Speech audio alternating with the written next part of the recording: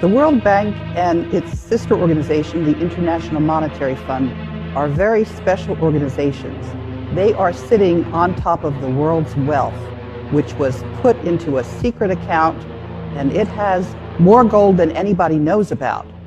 And it is cloaked in secrecy. The bankers do not own that money. It's held in benefit for humanity. The World Bank and the IMF are listed on a special agreement that was signed in 1950 about that. Assets, it's gold. It's more gold than people know about. It's over 1 million metric tons of gold.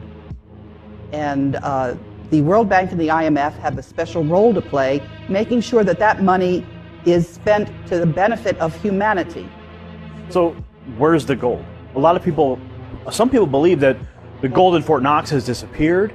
That's been in question for many years. Congressmen have attempted to get an audit of the gold in Fort Knox.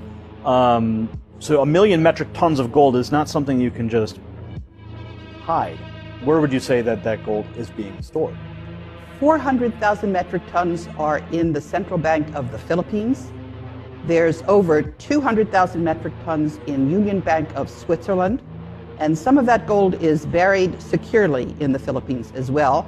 Some of it is held in various banks, but the bulk of it is in the Philippines. So the World Bank holds the note on that gold? No. It is in a special trust account that was set up by Ferdinand Marcos, and the authorized signatory is a German banker lawyer by the name of Wolfgang Struck, who also lives in the Philippines. So how do the people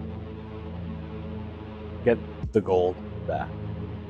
If it's their gold and it was taken by these bankers, how do we receive it? That is the question. And they're just sitting there illegally and refusing to relinquish it. Part of the problem is that this gold is cloaked in secrecy. But in the last month, Wolfgang Struck has been publishing all of the documentation. So it's there for people to see. We have the originals. And people just have to make sure that the banks do what they're required to do, which is release the world's wealth.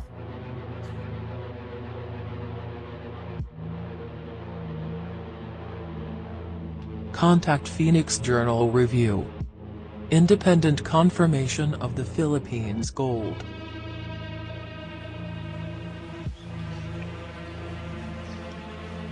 Throughout the Spanish occupation of the Maharlika, members of the Tagay and Italiano clan have been visiting Europe since some of their relatives were English and Austrian.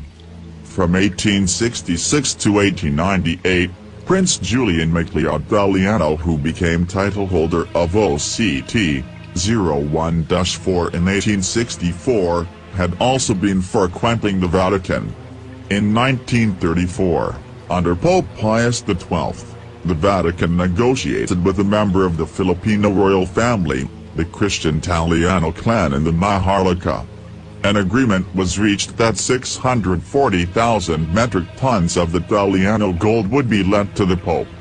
This was part of that gold accumulated by the Southeast Asian Srivijaya and Majapahit Empire during its glorious reign of 900 years.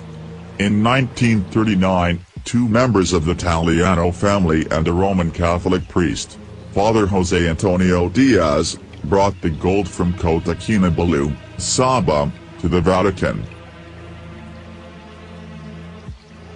After doing this, Father Diaz went back to the Maharlika and resided in Cabanatuan City. After World War II, he facilitated the safe return of the 640,000 metric tons of gold from the Vatican to the Maharlika. Manuel Acuña Rojas, a relative of the Acuña Tagay and Italiano clan, then a congressman, and Bishop Enrique Sobrepeña Sr., in the presence of attorney Lorenzo Tañada, received the gold in Manila. Having gained the trust and confidence of Father Diaz, the Italiano clan made him the main negotiator and trustee of their gold. Father Diaz, in turn, hired the services of attorney Ferdinand Marcos, then a highly recommended brilliant young lawyer, having attained notoriety when he successfully defended himself in the Nalune Dawson case in 1939.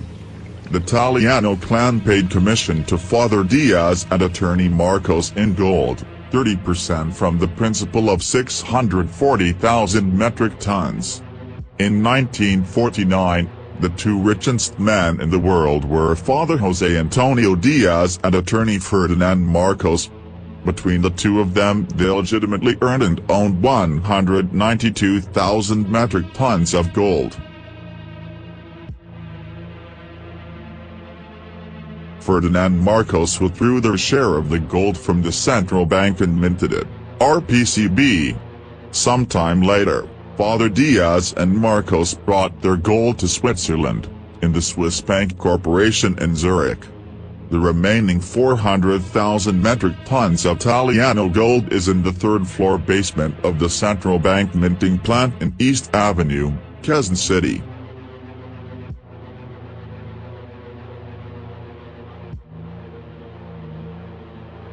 Gold for gold, dollar for dollar, this country, the Maharlika, is the richest country in the world.